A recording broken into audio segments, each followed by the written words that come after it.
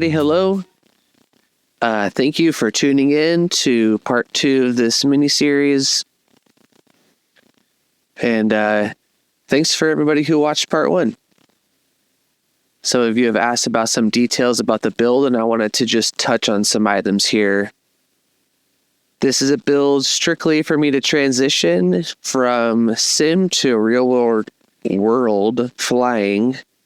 In part 1, we built this quad.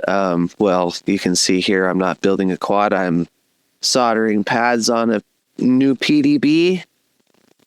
I made some decisions during that build in part 1 that were more for time efficiency. You know, this build is really for me to learn and crash and repair, and I wasn't too worried about making it aesthetically pleasing. But I did want to get back in and fix a couple things, redo a couple things. Honestly, I found this PDB in my parts bin and thought that it would be a better fit for this build. So actually I went through and I removed the Lumineer 4-power quick swap that we put in initially. And here I am getting this one ready to go in the quad.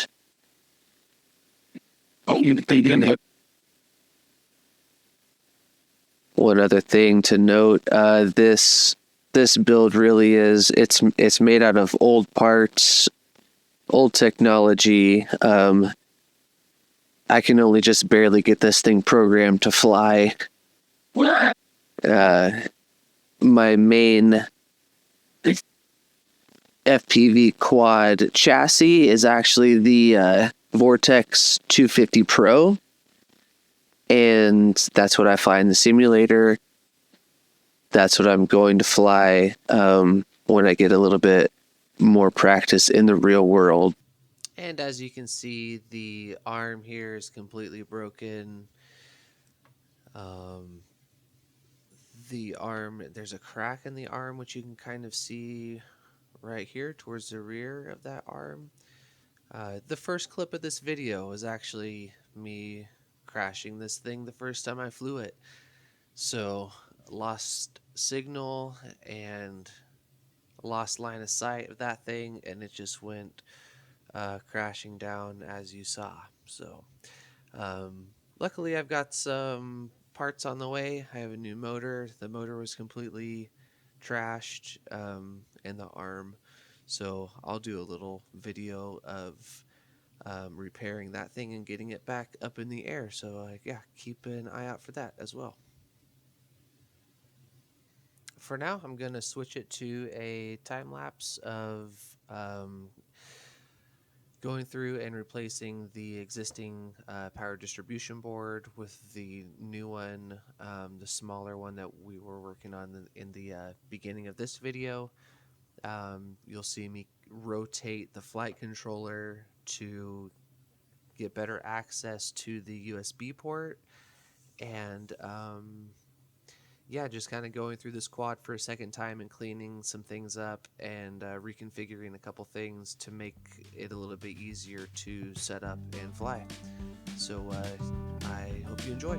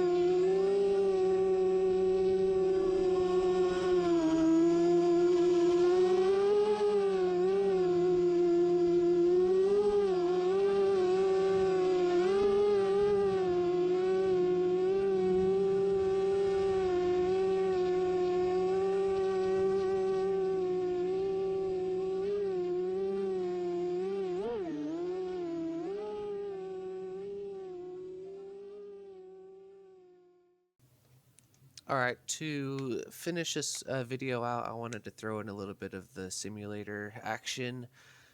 Here you can see I've got the vortex in here, and yeah, just gonna go rip around this map, do some practice. So enjoy.